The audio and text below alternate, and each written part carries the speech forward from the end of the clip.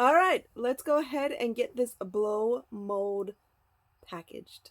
There's no time to waste on this one. I need to get to work, get this blow mold packaged. So go ahead, keep watching. Maybe we can learn together.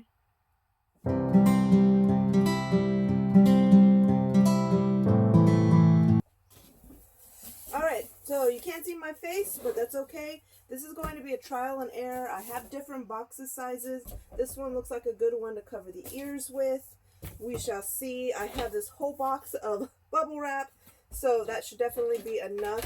Now this cord, I do want to wrap this cord up and out of the way. So you can use a rubber band, of course, but I have a little ponytail holder that I'm going to use. So I'm going to just wrap the cord up first, because I do want to wrap this individually, as far as like with some paper or something around it, just to keep it out of the way. So all I did there is just put it like this around, and then I'm going to grab just some of this packaging paper, just a little piece.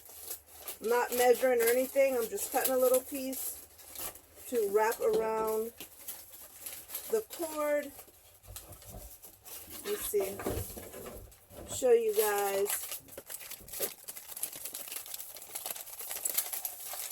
So that's it, just wrapping it like that. Then I'm going to get a little piece of tape and tape it here.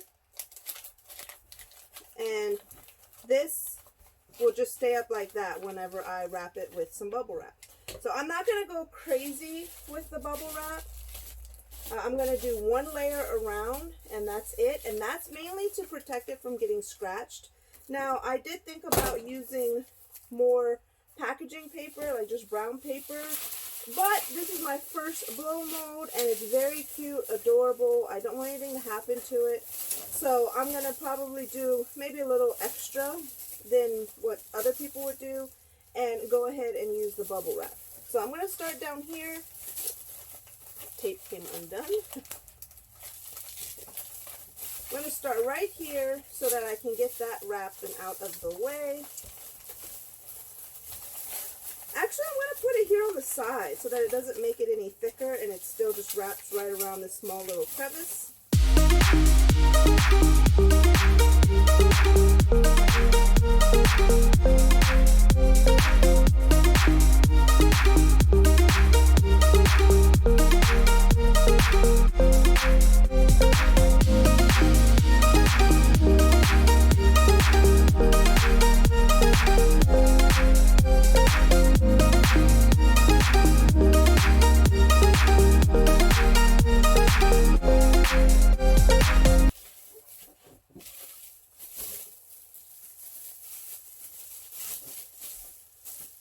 Each ear I want to wrap up individually here, give it that extra protection.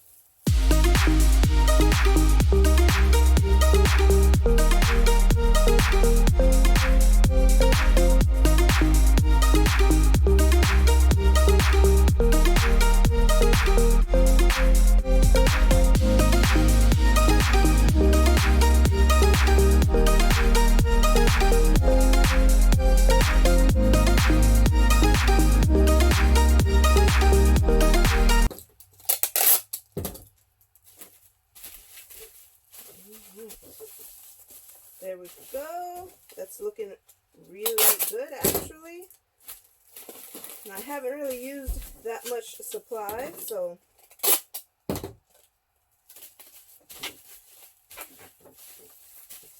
alright, so he's good with some bubble wrap here. Now to find the box. So this is kind of just trial and error. I have this box here. It is a 7x7x7 box, and I'm hoping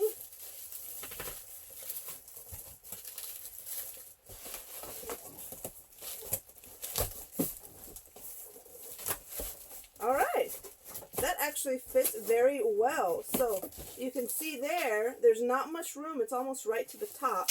So that's pretty perfect, because I can just fill this little part here with some brown packaging paper.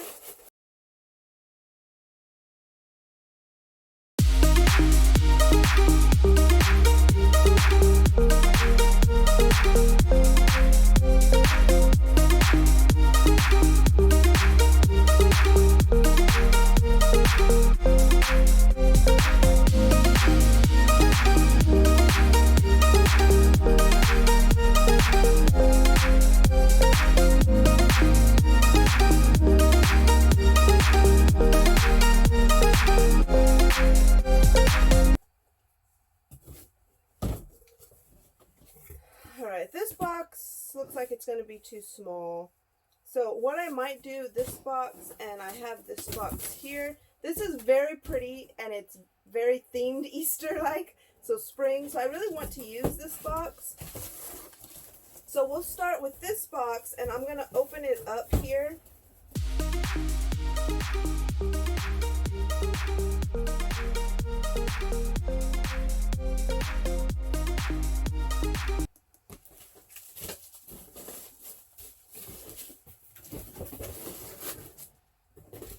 That actually fits very well. Gives me a top cover right here. Alright, I think this is going to be the winning box.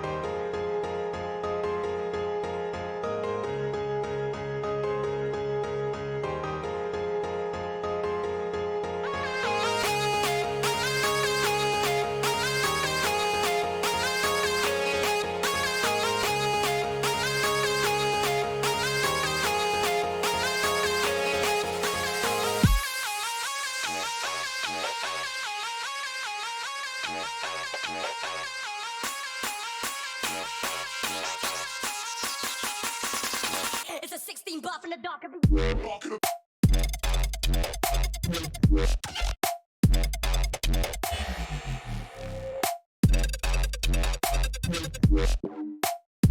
It's a 16 buff in the dark.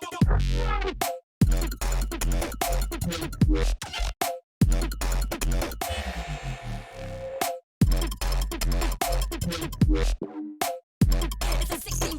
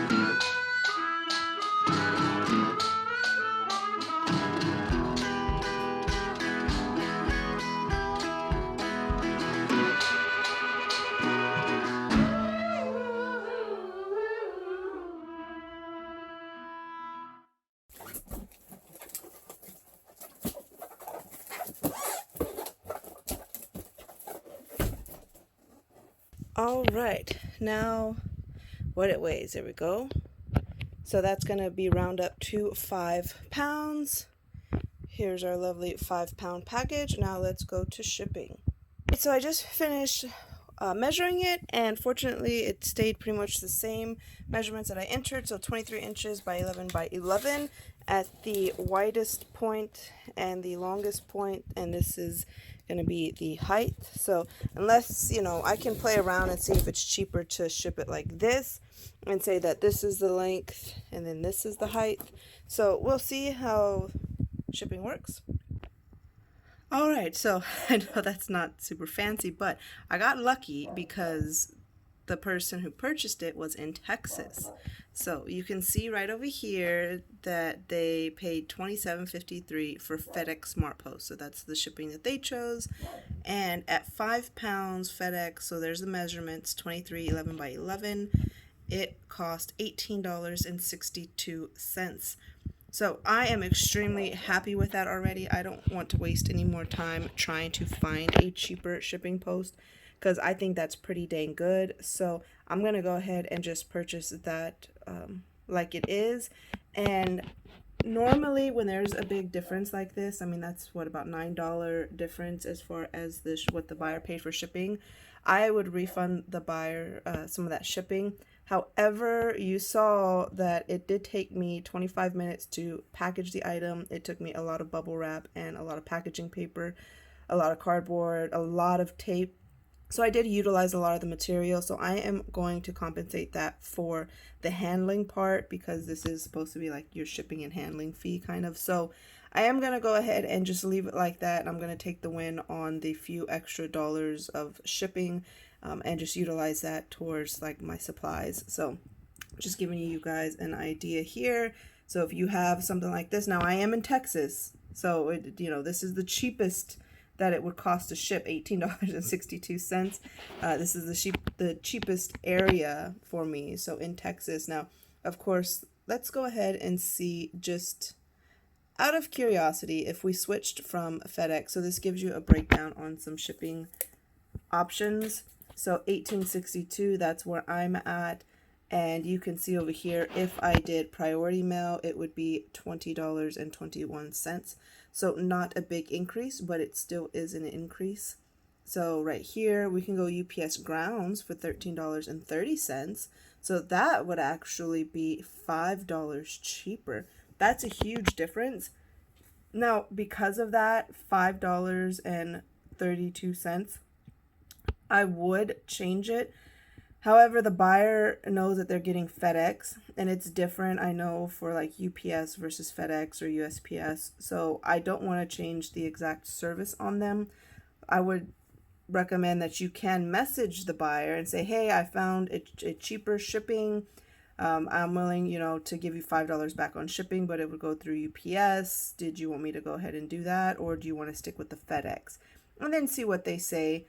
But for me, I'm just going to stick with FedEx because I'm just committed to that already, and this is my first go around. So, but I do know that UPS is a good option here. So in my listing in the future, I will give a UPS option and a FedEx option versus USPS. So this time I gave a USPS option and I gave a FedEx, but USPS is the most expensive here. So I'm going to go ahead and just stick with doing UPS option and FedEx option. This way, whichever way comes out cheaper for the buyer, depending where they're at, they can choose between those two. All right.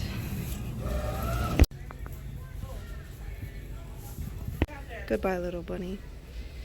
You will be missed. Alright guys, that is it. That is my start to end on how to ship a blow mold. So hopefully this was helpful for some of you. You got some insight there. The pricing was what I was most unsure about, or not necessarily worried, but I'd never shipped a blow mold or anything of that size before. This is officially the largest item that I have shipped. So if this is helpful, I definitely appreciate a thumbs up. Subscribe if you're not already. I do like to put out informational content from time to time, teaching us a thing or two, or just kind of sharing the experience. So that, you know, the shipping price right there, that's a very good example of how you could do better on yours for your customer, for your business, and save you and or your customer a little bit of money. So for me on this one, I'm just going to stay with where I'm at, how everything is, because it's the most simplified and I don't want to have to change anything. But I know for next time that I could offer some different options that would benefit the customer a little bit and not lose me out on anything. So thank you so much. I will see you all next time. Have a good day. Bye.